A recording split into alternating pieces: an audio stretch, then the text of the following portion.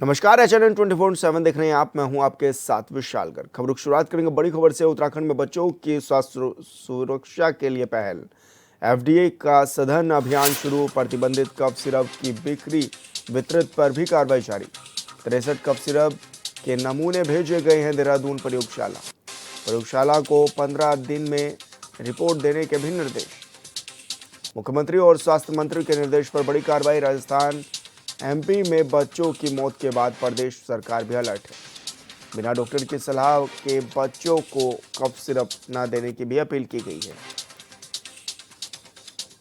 और 15 दिन में रिपोर्ट पेश करने के लिए भी आदेश दिए गए हैं। तो मुख्यमंत्री और स्वास्थ्य मंत्री के निर्देश पर यह बड़ी कार्रवाई देखने को मिल रही है, जहां राजस्थान और मध्य प्रदेश में बच्चों की मौत के मामले भी सामने आए थे और अभी कहा गया बिना डॉक्टर की सलाह के कफ सिरप ना दी जाए। तो एफडीए का सघन चेकिंग अभियान भी लगातार जारी है। टीमें लगातार स्टोरों पर पहुंच रही हैं, छापेमारी को अंजाम भी दे रही हैं और ऐसे में सैंपल भी जुटाए गए हैं, जिनकी रिपोर्ट 15 दिन के अंदर देने की बात भी कही गई है।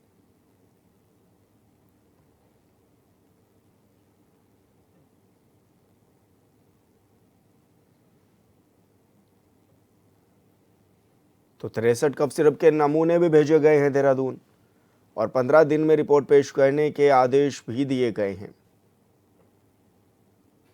और संवाददाता योगेश आर्या हमारे साथ लाइव जुड़ गए हैं। योगेश, क्या कुछ जानकारी मिल रही है? किस तरह की व्यवस्थाएं जो हैं वो नजर आने लगी हैं और राज्य सरकार कितना तत्पर है?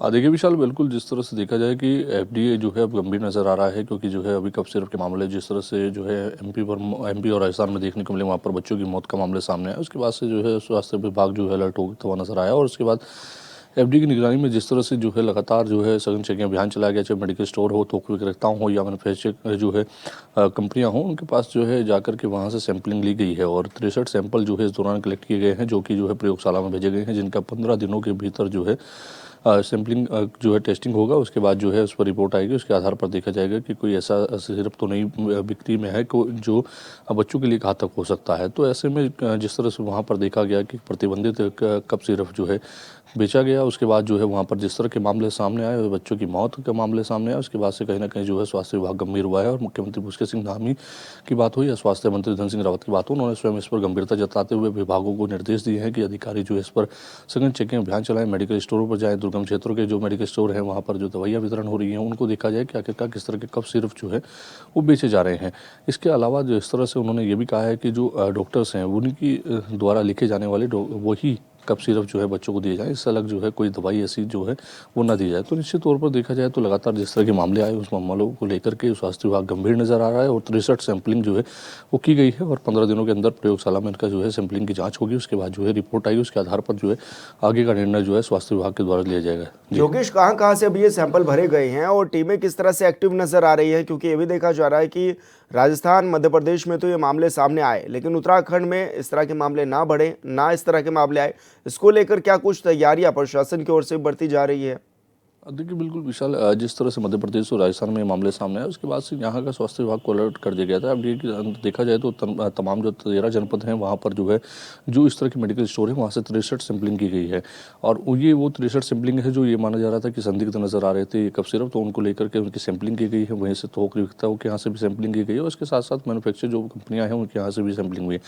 टोटल मिलाकर के 63 सैंपलिंग जो है वो इस दौरान की गई है, उनको प्रयोगशाला में भेजा गया है और 15 दिन का समय रखा गया है। तो निश्चित तौर पर क्योंकि सभी जनपदों से कलेक्शन किया गया है और वहाँ पर जो है अभी भी अभियान को जारी रखा हुआ है और लगातार जो है जो एफडी की टीम है वो लगातार जो है निगरानी कर रही है कि आखिरकार ऐसे कौन से कफ सिरप है जिन पर जो है संदिग्ध नजर आते हैं उनको जो है सैंपलिंग के लिए भेजा जाए, क्योंकि ये बहुत महत्वपूर्ण है, बच्चों से जुड़ा मामला है और बच्चों को क्योंकि जिस तरह से डोज दी जाती है वो कहीं ना कहीं उसको लेकर के उसका एमलिंग और जो है कहीं ना कहीं ये भी देखना होता है कि बच्चों की उम्र क्या है, उसके साथ साथ बच्चों का वजन क्या है, उसी के आधार पर ये तय किया जाता है कितने ml दवाई दी जाएगी।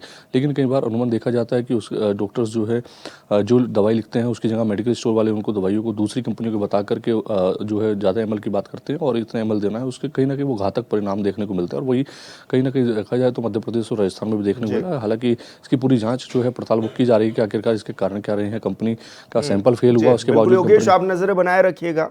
बहुत शुक्रिया आपका तमाम जानकारी साझा करने के लिए।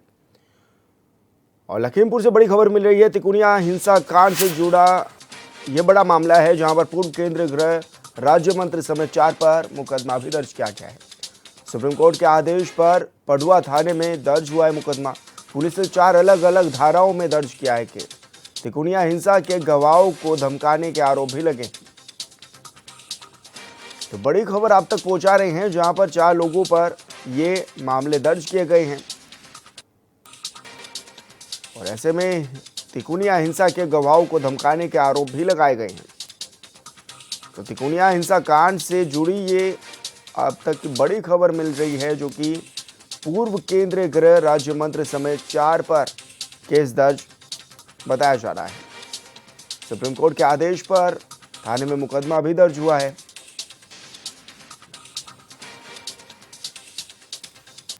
और ऐसे में गवाहों को धमकाने के आरोप भी लगे हैं।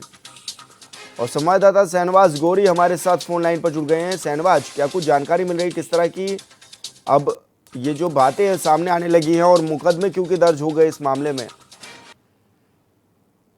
देखिए विशाल, आपको बताते हैं कि लखीमपुर खीरी के तिकोनिया हिंसा कांड से जुड़ी बड़ी खबर है। 3 अक्टूबर 2021 को हुई इस हिंसा में 8 लोगों की मौत हुई थी, जिसमें 4 किसान और 1 पत्रकार और 3 बीजेपी कार्यकर्ता शामिल थे। यह वही मामला है जिसमें उस वक्त के केंद्रीय गृह राज्य मंत्री अजय मिश्रा टेनी के बेटे आशीष मिश्रा मुख्य आरोपी बनाए गए थे। अब इस पूरे मामले में नया मोड़ सामने आया है। सुप्रीम कोर्ट के आदेश पर पुलिस ने पूर्व मंत्री अजय मिश्रा टेनी, उनके बेटे आशीष मिश्रा सहित 4 लोगों के खिलाफ केस दर्ज किया है। यह मुकदमा सुप्रीम कोर्ट के आदेश पर लखीमपुर खीरी के पडुआ थाने में दर्ज किया गया है। दरअसल आपको बता दें कि तिकोनिया हिंसा के एक गवाह ने आरोप लगाया था कि उसे धमकाया जा रहा है और वह गवाही बदलने के लिए उसे पैसे का लालच दिया गया है। गवाह ने सुप्रीम कोर्ट को यह भी बताया था कि कुछ लोगों ने मंत्री के इशारे पर डराने और धमकाने की कोशिश की गई है। और इस पूरे मामले में सुप्रीम कोर्ट ने इसे गंभीरता से लिया है और पुलिस को एफआईआर दर्ज करने के निर्देश दिए हैं। इस पूरे मामले में 4 लोगों के खिलाफ विशाल एफआईआर दर्ज की गई है, जिसमें जो मुख्य आरोपी है आशीष मिश्रा, मुख्य आरोपी आशीष मिश्रा को बनाया गया है। और इसके अलावा जो केंद्रीय गृह राज्य मंत्री, जो उस वक्त के केंद्रीय गृह राज्य मंत्री अजय मिश्रा टेनी समेत 4 लोगों के खिलाफ 195A यानी कि गवाह को धमकाना और 506 यानी कि धमकी देना और 120B साजिश रचना के तहत मुकदमा दर्ज किया गया है। विशाल, आपको याद दिलाते कि तिकोनिया हिंसा में पहले से ही आशीष मिश्रा समेत 13 लोगों के खिलाफ हत्या और साजिश की धाराओं में चार्जशीट दाखिल की जा चुकी है। अब गवाहों को धमकाने का यह नया केस सामने आने के बाद मामला एक बार फिर सुर्खियों में आ गया है। फिलहाल पुलिस ने जांच शुरू कर दी है और सुप्रीम कोर्ट ने साफ कहा है कि गवाहों की सुरक्षा हर हाल में सुनिश्चित की जाए। फिलहाल देखना यह होगा कि आने वाले दिनों में इस केस की जांच किस दिशा में आगे बढ़ती है। जी बिल्कुल शहनवाज, बहुत शुक्रिया आपका तमाम जानकारी साझा करने के लिए। अलीगढ़ में AIM-IM पदाधिकारी बड़ी संख्या में इकट्ठा होकर हाथों में बैनर पोस्टर थामे मार्च निकालते हुए कलेक्ट्रेट पहुंचे हैं, जहां बीजेपी पर दोहरी नीति का आरोप लगाते हुए उन्होंने कहा है कि बीजेपी की केंद्र और राज्य सरकार में मुसलमानों पर अत्याचार हो रहा है। बीजेपी सरकार पर समाज में अराजकता फैलाने के आरोप भी लगाए गए हैं। उन्होंने राष्ट्रपति के नाम एक ज्ञापन ACM को सौंपा है और यूपी सरकार को बर्खास्त कर राष्ट्रपति शासन लगाने की भी मांग की है। आज हमारे उत्तर प्रदेश के अध्यक्ष अली जनाब डॉक्टर शौकत अली साहब और पश्चिमी उत्तर प्रदेश के अध्यक्ष मेहताब चौहान साहब के निर्देश पर समस्त 75 जिलों में मजलिस इत्तेहादुल मुस्लिमीन ने जिलाधिकारी महोदय के माध्यम से महामहिम राष्ट्रपति महोदय को प्रदेश में जो मुस्लिमों के साथ जो भेदभावपूर्ण कार्रवाई की जा रही है उसके विरोध में आज हमने ज्ञापन देने का काम किया। कैसे भेदभाव हो रहा है? भेदभाव ऐसे हो रहा है कि जिस तरीके से जब से 2014 से भारत में मोदी जी की सरकार आई है और 17 से उत्तर प्रदेश में योगी जी की सरकार आई है, तब से उत्तर प्रदेश के मुसलमानों के साथ भेदभाव की नीति के तहत कार्रवाई की जा रही है और उनके तमाम नौजवानों को बेकसूर मुकदमे लिख करके बेकसूरों को जेल में ठूंसा जा रहा है। सोनभद्र के ओबरा सी परियोजना में कार्यरत मजदूरों को पिछले 6 महीने से उनकी मजदूरी नहीं मिली। त्योहारों के इस मौसम में मजदूरों की जेब खाली है और घरों में दीपावली की खुशियां फीकी पड़ रही हैं। मजदूरों ने अपना दल के प्रदेश उपाध्यक्ष आनंद पटेल दयालु के नेतृत्व में उप जिलाधिकारी को ज्ञापन सौंपा है और ऐसे में दुसान कंपनी के अंतर्गत काम कर रही टीएमसी कंपनी पर मजदूरों को पिछले 6 महीने से भुगतान न करने के आरोप भी लगाए हैं। मजदूरों का कहना है कि उनके परिवार भूखमरी के कगार पर है, बच्चों के स्कूल फीस तक जमा नहीं हो पा रही है। पीड़ा को लेकर हम लोग ओबरा के उप जिलाधिकारी साहब के पास आए और हम लोगों को आश्वासन मिला है कि इनका पैसा दीपावली से पहले मिल जाएगा। ये जो मजदूर हैं, आज इन लोगों की समस्या को लेकर हम लोग ओबरा तहसील में ओबरा के उप जिलाधिकारी महोदय जी को ज्ञापन देने आए थे। इनका 6 महीने से टीएमसी कंपनी ने इनका वेतन नहीं दिया है। अगर किसी भी व्यक्ति का घर 1 महीना अगर वेतन न मिले तो घर नहीं चल पाता है। ये 6 महीने से कैसे चल रहे होंगे, आइए इन्हीं से समझते हैं। इसी पीड़ा को लेकर हम लोग ओबरा के उप जिलाधिकारी साहब के पास आए और हम लोगों को आश्वासन मिला है कि इनका पैसा दीपावली से पहले मिल जाएगा। और यहाँ रुके छोटे से ब्रेक के लिए, जल्द होंगे हाजिर।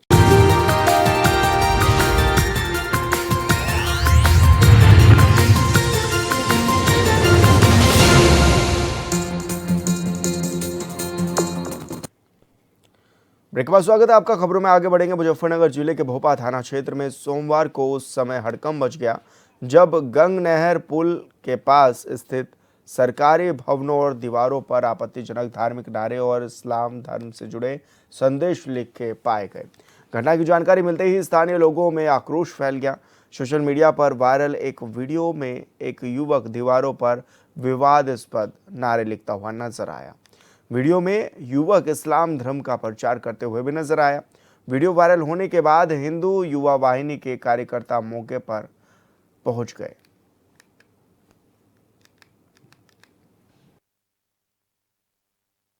मामला इस तरीके का है कि पूरा भोपे में तनाव की स्थिति बनी हुई थी। काफी दिनों से हमें फोन आ रहे थे, कुछ सनातनी लोगों के हमें बार बार इतलाएं आ रहे थे, मैसेज आ रहे थे व्हाट्सएप पर।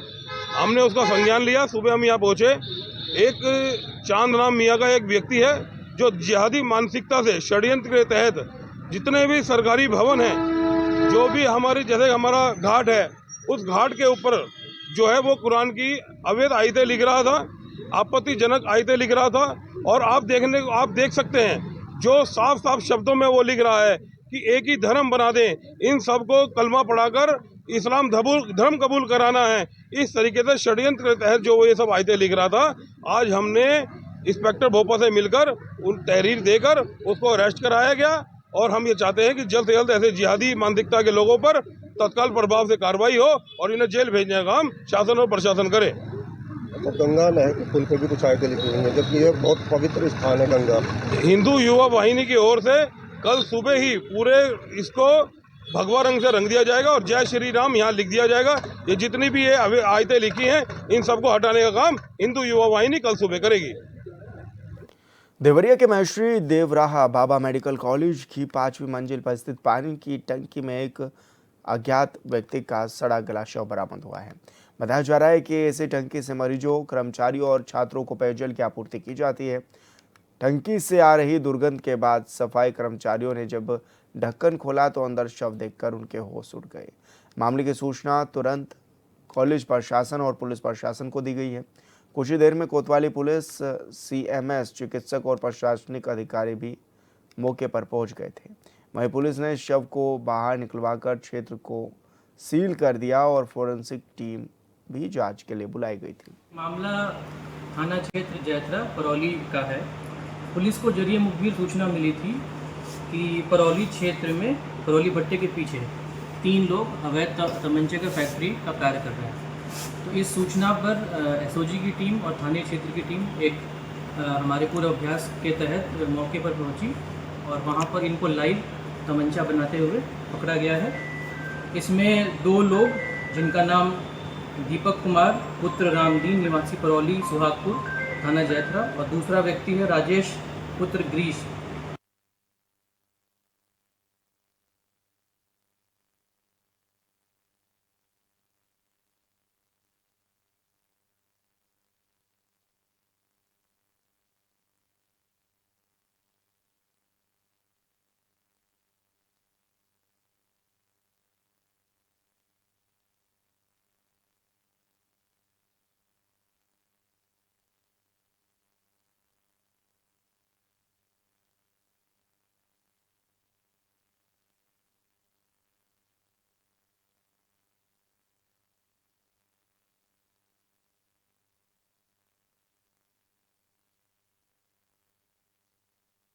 आज दिनांक 6/10/2025 को जनपद देवरिया के थाना कोतवाली क्षेत्रांतर्गत महर्षि देवरावा बाबा मेडिकल कॉलेज की न्यू ओपीडी बिल्डिंग के ऊपरी तल पर स्थित पानी की टंकी में एक अज्ञात व्यक्ति के शव के मिलने की सूचना प्राप्त हुई है।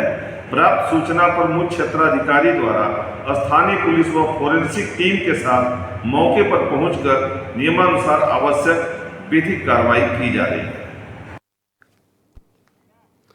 गौतम बुद्ध नगर कमिश्नरेट के थाना फेज 2 पुलिस ने सोमवार को अंतर्राज्यीय वाहन चोर गिरोह के 3 शातिर बदमाशों को गिरफ्तार किया है। पुलिस ने अभियुक्तों के कब्जे से 4 नंबर प्लेट ब्रेजा कार की और एक लोहे की एक चकोर मैग्नेट समेत कई उपकरण भी बरामद किए गए हैं।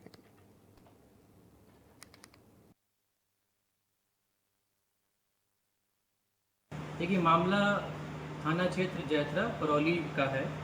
पुलिस को जरिए मुखबिर सूचना मिली थी कि परौली क्षेत्र में परौली भट्टे के पीछे 3 लोग अवैध तमंचे के फैक्ट्री का कार्य कर रहे हैं। तो इस सूचना पर एसओजी की टीम और थाने क्षेत्र की टीम एक हमारे पूरे अभ्यास के तहत मौके पर पहुंची और वहां पर इनको लाइव तमंचा बनाते हुए पकड़ा गया है।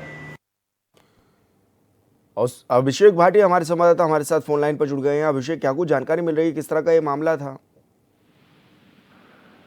जी विशाल, नोएडा पुलिस ने ब्रेजा कार चोरी करने वाले 3 बदमाश गिरफ्तार करे। तो कहीं ना कहीं मैग्नेट से ये लोग उस लॉक को खोलते थे और 50,000 के दामों में दिल्ली एनसीआर में गाड़ियों को जो वो सप्लाई करते थे। आपको बता दें कि मैग्नेट के जरिए गाड़ी ये चोरी करी थी और थाना फेज 2 पुलिस ने गिरफ्तार भी करा था, जिसका नाम हेमंत और अमित बलजीत और बॉबी है। ये लोग चोरी करके अपने साथी के साथ 50,000 रुपए की इनकम के साथ गाड़ियों को बेचा करते थे। विशाल, बिल्कुल अभिषेक, बहुत शुक्रिया आपका तमाम जानकारी साझा करने के लिए। कानपुर देहात के कुसराजापुर गांव में एक बाल्टी पानी को लेकर शुरू हुआ मामूली विवाद देखते ही देखते बड़ा बवाल बन गया। हालात इतने बिगड़ गए कि मौके पर पहुंची भोगनीपुर पुलिस ने हालात संभालने के बजाय ग्रामीणों पर लाठीबाज दी। ग्रामीणों का आरोप है कि इंस्पेक्टर भोगनीपुर के आदेश पर पुलिस ने निर्दोष लोगों पर बेरहमी से लाठीचार्ज की है।